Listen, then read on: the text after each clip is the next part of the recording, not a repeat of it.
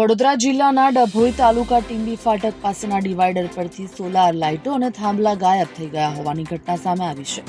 આ સમસ્યાને કારણે રાત્રિના સમયે મુસાફરોને ભારે હાલાકી ભોગવવી પડે છે.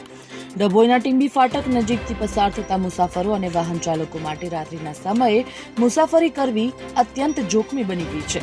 અહીં ડિવાઈડર પર લગાવવામાં આવેલી સોલાર લાઇટો અને તેની બેટરીઓની ચોરીની ઘટના તો સામાન્ય બની ગઈ હતી, પરંતુ હવે તો લાઇટના થાંભલા પણ ગાયબ થયા છે, જેના કારણે અંધકારનું સામ્રાજ્ય છવાઈ ગયું છે. થોડા સમય પહેલા જ અહીં અકસ્માતો અને અસુવિધા ટાળવા માટે ડિવાઈડર પર સોલાર લાઇટો લગાડવામાં આવી હતી. આ લાઇટો દિવસ દરમિયાન સૌર ઉર્જાથી ચાર્જ થઈને રાત્રે પ્રકાશ આપતી હતી. જો કે આ લાઇટો અને તેમની બેટરીઓની ચોરી થવા લાગી હતી, જેના કારણે આ વિસ્તાર ફરીથી અંધકારમય બન્યો હતો. સ્થાનિકોએ આ બાબતે અનેક વખત રજૂઆતો કરી હતી, પરંતુ તંત્ર દ્વારા કોઈ નક્કર પગલાં ભરવામાં આવ્યા નહોતા. તાજેતરમાં જ પરિસ્થિતિ વધુ ગંભીર બની છે અને લાઇટો અને બેટરીઓ ગાયબ થયા બાદ હવે તો તેના થાંભલા પણ ડિવાઈડર પરથી ગાયબ થઈ ગયા છે.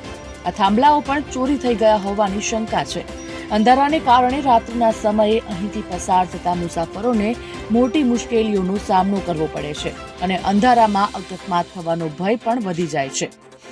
સ્થાનિકોની માંગ છે એ બાબતે તાત્કાલિક પગલાં ભરવા માટે સ્થાનિક નાગરિકો અને મુસાફરો દ્વારા તંત્રને અપીલ કરવામાં આવી છે. તેમણે આ વિસ્તારમાં ફરીથી લાઇટિંગની વ્યવસ્થા કરવા અને ચોરી અટકાવવા માટે પોલીસ પેટ્રોલિંગ વધારવાની માંગ કરી છે, જેથી લોકોની સલામતી સુનિશ્ચિત કરી શકાય. આ ગંભીર સમસ્યાને વહેલી તકે ઉકેલવામાં આવશે એવી લોકો દ્વારા આશા વ્યક્ત કરવામાં આવી રહી છે.